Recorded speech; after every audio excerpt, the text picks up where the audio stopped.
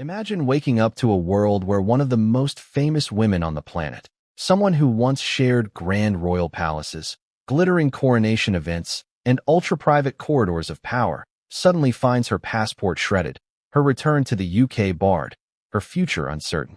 Sounds like a scene from a tabloid nightmare, right? But what if I told you that whispers, leaks, and wild rumors swirling around the internet claim exactly that? Meghan Markle just had her UK visa revoked by King Charles III himself. Before we continue, please hit the like button, subscribe to the channel, and turn on the notification bell for updates.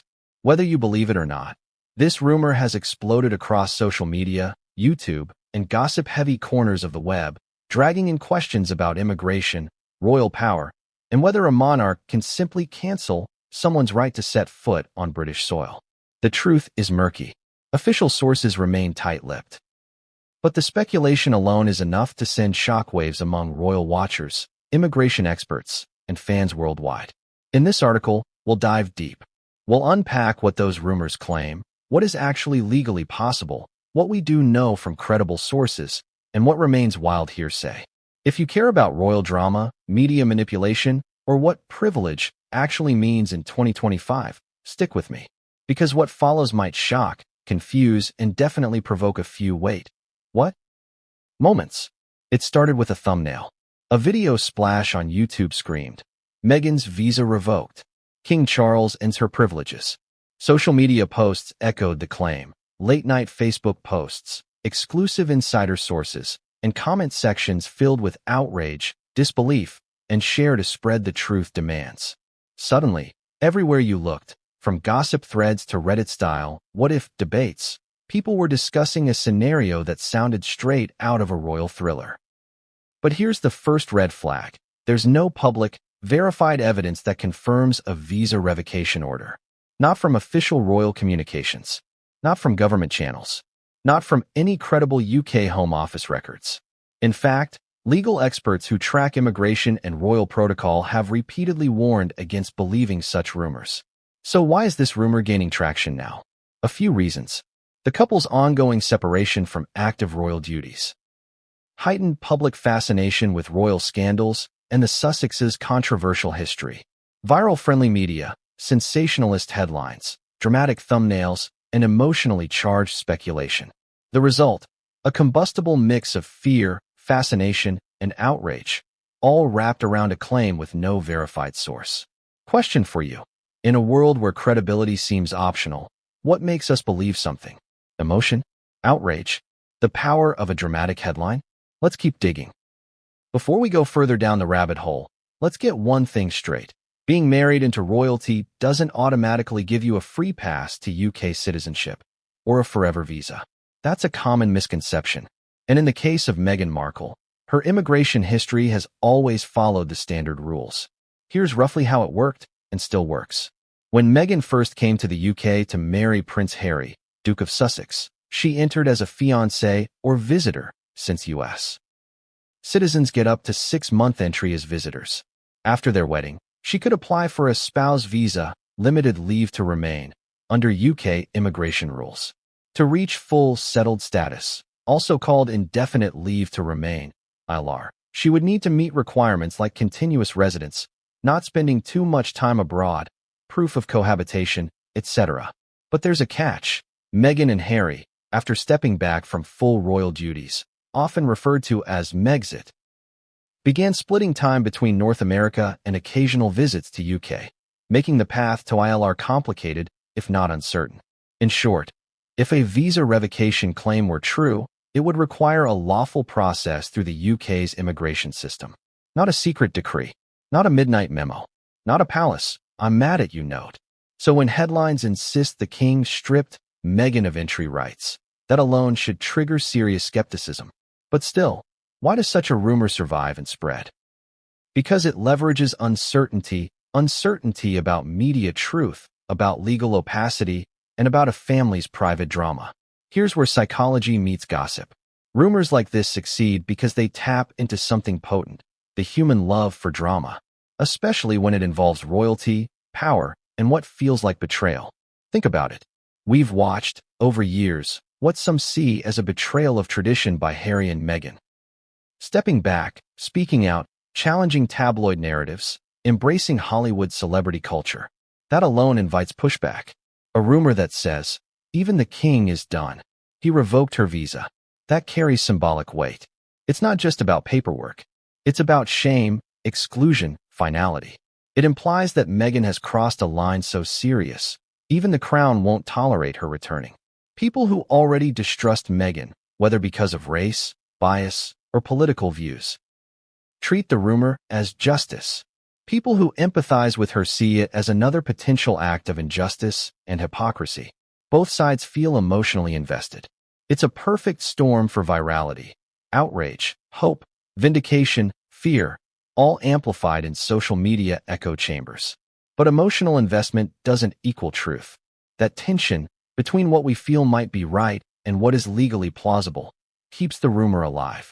Ask yourself, how much of what you believe is built on what you see versus what you want to believe? Here's the critical part. Despite all the noise, there's simply no verified evidence that Meghan Markle's UK visa has been revoked. No Home Office announcement, no public legal notice, no reliable news outlet reporting confirmation.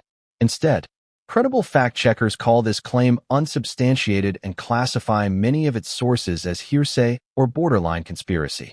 The rules for revoking a visa are serious. Typically, they involve immigration violations, misrepresentation, long-term refusal, or breach of conditions, none of which have been credibly linked to Markle.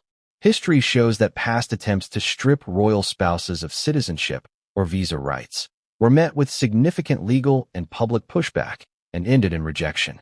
In other words, there is no smoking gun, no legal notice, no verifiable source. Just talk, rumors, fear-driven headlines. But the rumors keep circulating. And that says more about our media environment than it does about royal policy. Part of what makes this rumor believable is a misunderstanding of how modern governance and monarchy work. It plays into myths of secret decrees, midnight signatures, and ancient powers. In reality, the UK's immigration system is governed by laws, statutes, and bureaucracy, not royal whim. Even if the monarch had personal animosity toward Meghan, and that remains rumor, not fact. Stripping someone's visa isn't as simple as signing a letter. It requires immigration proceedings, legal justification, documentation, and public record. Any revocation would likely be challenged in court, leaked, and reported, not quietly buried under palace secrecy. In short, the royal power narrative that a king can just revoke someone's visa as a message belongs to an older age. Today, everything is more complicated, more public, and more legalistic. Still, the idea persists. Why? Because it's dramatic. Because it feels right to those who want to believe Meghan is being punished. And because in our viral age, drama often trumps facts. Even if the visa revocation is total fiction, the effects are real. Rumors like this have consequences. They shape public perception, influence media coverage, and can inflict reputational damage. For Meghan and Harry, a rumor of this scale, even if untrue, throws their future UK plans into doubt. It fuels anxiety, speculation, and distrust. For the public, it muddies the waters between fact and fiction, making it harder to parse real news from sensationalist entertainment. For the monarchy, it complicates relationships, feeds gossip, and revitalizes the old royal drama that many thought had faded after Megxit. This means, every time a wild claim surfaces, regardless of its veracity, it adds noise. It distracts from genuine reporting, and it feeds a cycle where emotion outruns truth. Ask yourself, is it fair to treat rumors as fact, especially when lives, reputations, and public trust are at stake? So where does that leave us? How do we decide what to accept, what to reject, and what to hold loosely in our minds? Here's a simple checklist I use and encourage you to follow. Check for credible sources. Is there a statement from the Home Office? A legal document? A confirmed leak from someone inside the palace? Not social media whispers. Look for documentary evidence. Visa revocation is a legal action. It leaves paper trails. Absence of paperwork is a red flag. Be skeptical of dramatic language. Revoked, banned, stripped, sealed at midnight. These are sensationalist terms made for clicks, not careful reporting. Mind your biases. Are you rooting for this to be true because you dislike Meghan or support the monarchy? Recognize that emotional investment can cloud judgment. Wait for follow-up. Real story unfolds slowly. Statements, court filings, independent verification. Sensational headlines fade. Using this framework doesn't make you cynical. It makes you careful, responsible, smart. Let's play devil's advocate for a moment. Suppose someone did try to revoke Meghan's UK stay status. What would need to happen, and how likely is it? Immigration authorities would need valid legal grounds. Misrepresentation, criminal behavior, failing to meet visa conditions, or other disqualifying factors. A formal process would be issued. Notice to the individual, opportunity to respond, public record. Courts and lawyers would almost certainly get involved if the person, especially someone as high profile as Meghan, challenged it. Media scrutiny would flood in. Leaks, statements, stories, legal filings, all visible, all documented.